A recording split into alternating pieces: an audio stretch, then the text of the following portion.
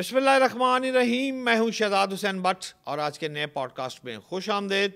ناظرین، گزشتہ روز امیر بلاچ مرحوم کے حوالے سے ایک پوڈ کاسٹ کیا تھا جس پر آپ لوگوں نے بڑی پذیرائی دی. آپ کا شکریہ. مجھے ایک مقتدر شخصیت کا بھی فون آیا تھا, بڑی لمبی گفتگو ہوئی ان سے. وہ مجھ سے پوچھ رہے تھے تو چاہتا کیا ہے. میں نے کہا میں کچھ نہیں چاہتا. مرحوم عارف امیر ٹیپو ٹرکا والے کے ساتھ میری الیک تھی اور موجودہ دور میں تعریف گلشن عرف طیفی بٹ کے ساتھ بھی میری اسلام دعا ہے. میرا مقصد کسی کو پرموٹ کرنا نہیں.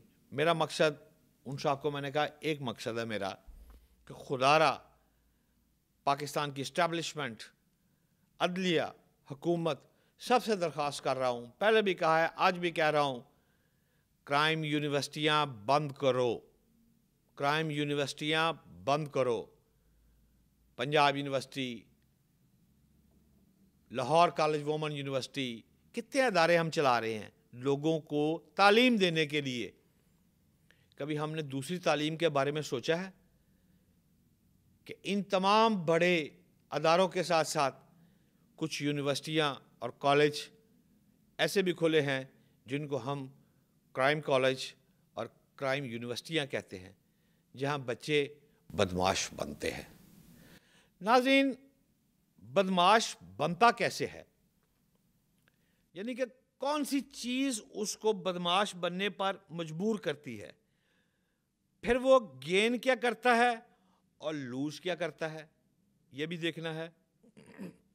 اوسطاً ایک عام طور پر نا, اگر ہم رینڈم سیمپلنگ کریں نا, تو بدمعاشوں کو جتنوں کو میں جانتا ہوں ان کی اوسط عمر جو ہے وہ 40 سے 50 سال سے اوپر نہیں جاتی. اس سے پہلے ہی وہ خدا حافظ کہہ چکے ہوتے ہیں. فلمیں ہیں, پنجابی فلمیں ہیں, ریزن ایک لوگوں کو ابھارتے ہیں. آپ دیکھیں نا, ایک دور میں ایک فلمیں بنتی تھی, پھر ایک فلم آئی بٹ دا کھڑاک, فلم آئی جٹ دا کھڑاک, آتف چودھری. اب آتف چودھری کے ساتھ میں پڑھتا رہا ہوں, اسلامیہ کالج ریلوے روڈ میں میرا کلاس فیلو تھا, بیچارہ مر گیا مرحوم. لیکن آتف چودھری پہ فلم بن رہی ہے, ناجی بٹ فلم بن رہی ہے. یہ ایک ٹرینڈ آ رہا ہے, ایک امپیکٹ ایسا آ رہا ہے میری جوان نسل کے اوپر جو ان کو امپریس کر رہا ہے کہ آپ اس طرح کے پہلوان بنے, اس طرح کے بدمعاش بنے. اچھا, ایک تو یہ سٹائل ہے. اس کے ساتھ ساتھ کسی کا باپ مرڈر ہو گیا, اس کے گلے میں ڈھول پڑ گیا, اب اس نے بیچارے نے ڈھول بجانا ہے. محرومی, اس کی وجہ سے بدمعاش بن گیا. پراپرٹی ڈسپیوٹ ہو گیا جی خاندانی, پھر بدمعاش بن گیا. اب یہ خاندانوں کا بنتا کیا ہے؟ جب یہ مرڈر ہو جاتے ہیں یا مرڈر کر دیے جاتے ہیں تو پھر ان کے بچوں کا بعد میں کیا ہوتا ہے؟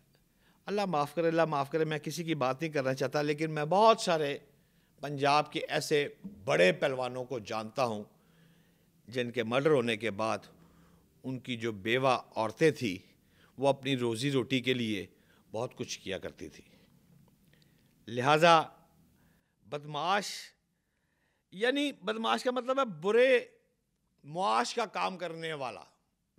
وہ بد ہے, بد سے معاش, بدمعاش کہلاتا ہے. یعنی کہ میں اس کو جو ملاوٹ کر رہا ہے میں اس کو بھی بد کا لفظ کہوں گا, کیونکہ وہ بھی بدمعاش کے ہی کیٹیگری میں آئے گا. اچھا ناظرین, ہم ٹاپک سے شاید ہٹ نہ جائیں.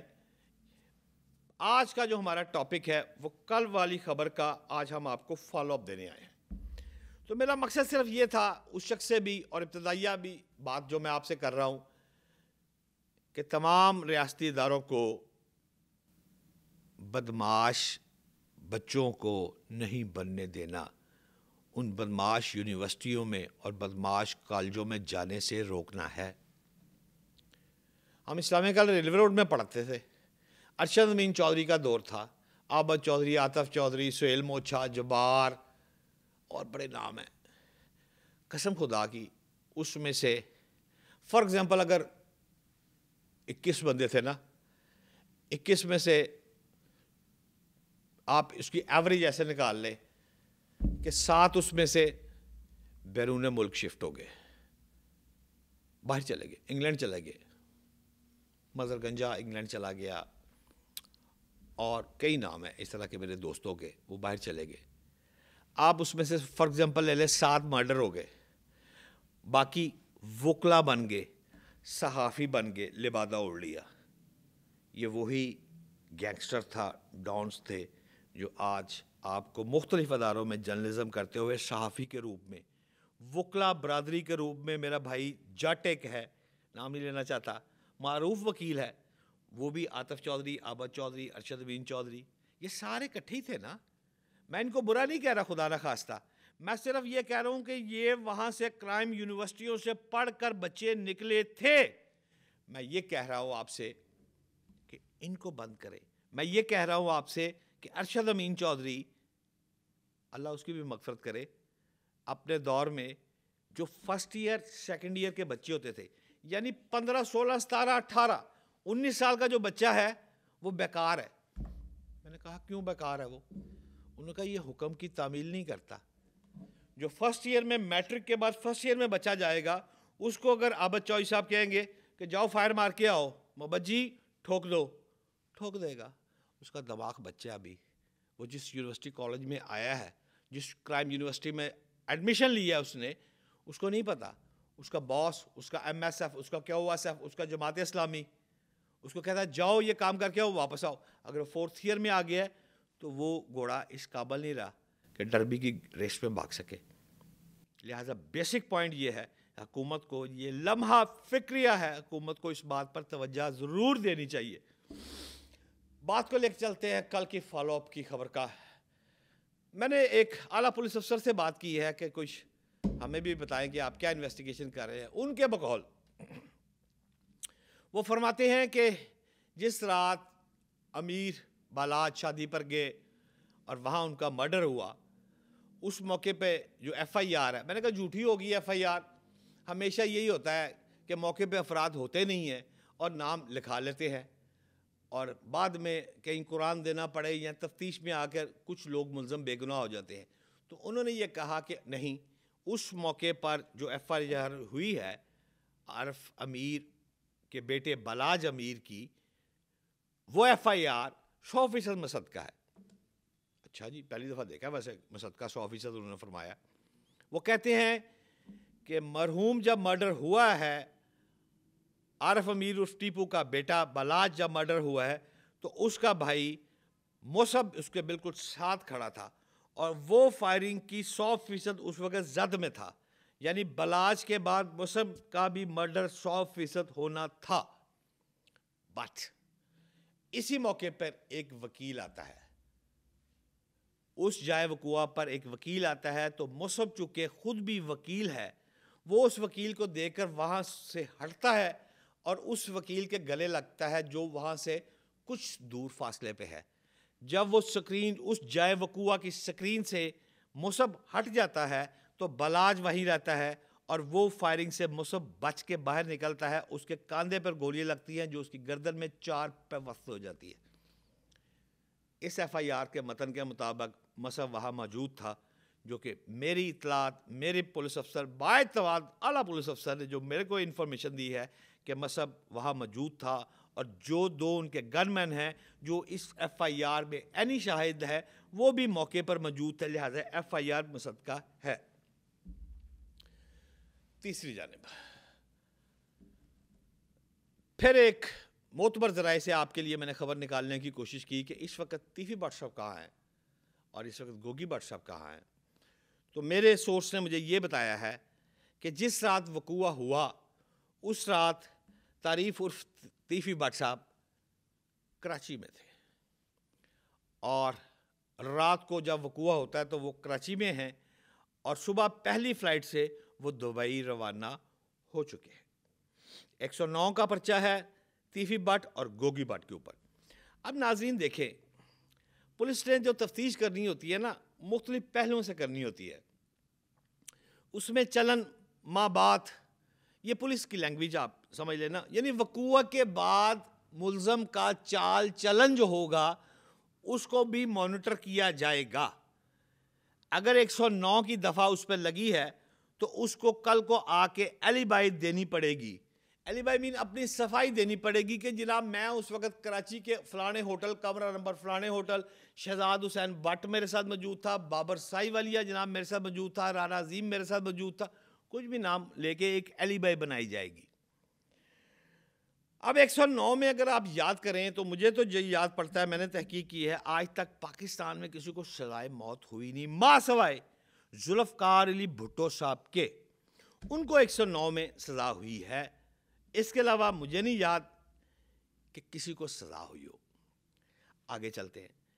تیفی بٹ صاحب اطلاع کے مطابق لاہور سے کراچی گئے ہوئے تھے اس وقت, اور کراچی سے وہ دبئی شفٹ ہو گئے. ان کے یہ ماموں ہیں گوگی بٹ صاحب کے. گوگی بٹ صاحب کے حوالے سے بھی مختلف ریٹس ہو رہی ہیں.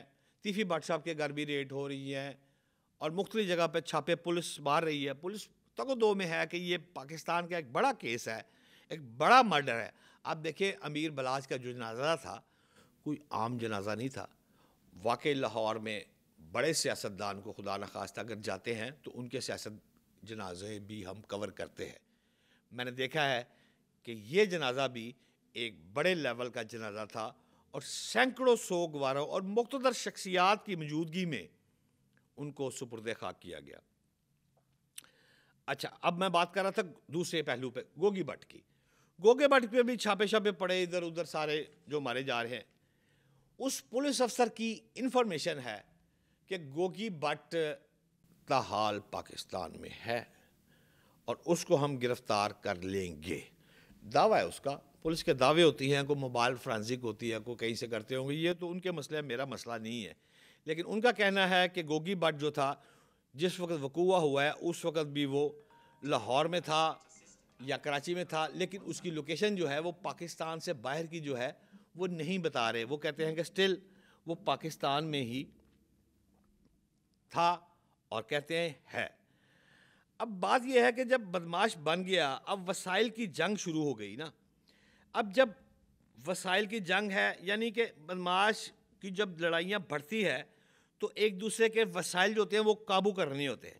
مثال کے طور پر اس کرائم یونیورسٹی کا بچہ بھاگ کر دوسری کرائم یونیورسٹی کی پناہ میں چلا گیا تو یہ بچہ میری پناہ میں آ گیا. اب یہاں سے بھی لڑائی کا آغاز ہو سکتا ہے, قتل و غارت سلسلہ شروع ہو سکتا ہے. اور یار میں اندرون شہر کا لڑکا ہوں, ہمارے 12 دروازے اور ایک موری, اس کو کہتے ہیں اندرون شہر لاہور, صوبائی دارالحکومت لاہور جو اس کے اندرون شہر کے نا 12 دروازے ہیں, ان میں نا خدا کی قسم میں آپ سے ایمانداری سے کہہ رہا ہوں جوتی پر قتل ہو جاتا ہے. کیا جوتی کا کیا مطلب؟ وہ ایک بندہ گزرا ہے, اس کی جوتی وہ جو اس کے ربڑ کے نیچے ہوتے آواز آتی ہے چوں چوں چوں چوں چوں چوں, وہ یوں جوتی پہن کے گزرا, دوسرے نے یوں دیکھا اے چوں چوں سانو کر کے گیا. نے کہا رہندی نہیں پلوان ہوں, رہندی نہیں, نقشہ کھچ دے بچہ فارغ. یہ ایک ایسی چیز میرے پاکستان میں خاص طور پر لاہور میں خاص طور پر اندرون شہر میں اس وقت بھی موجود ہے جو میری نسل کو یقین کرے بربادی کی طرف لے کے جا رہی ہے. ناظرین, امیر بلاج کے کیس کا جو ہی کو فالو اپ مزید آگے آتا ہے, پولیس کسی کو گرفتار کرتی ہے یا تفتیش کس جانب جاتی ہے, فوری طور پہ انشاءاللہ تعالیٰ آپ کو اگلے ویلاگ میں بتایا جائے گا. سی آئی اے پولیس جو ہے وہ کیا کر رہی ہے, کیا ابھی سو رہی ہے یا جاگ رہی ہے, دوسری پولیس کیا کر رہی ہے, ان تمام چیزوں کو آپ مانیٹر کر رہے ہیں. لیکن دیکھنا یہ ہے کہ آنے والے وقت میں یہ اونٹ کس کروٹ بیٹھتا ہے. آج کے ویلاگ میں اتنا ہی. پاکستان زندہ باد.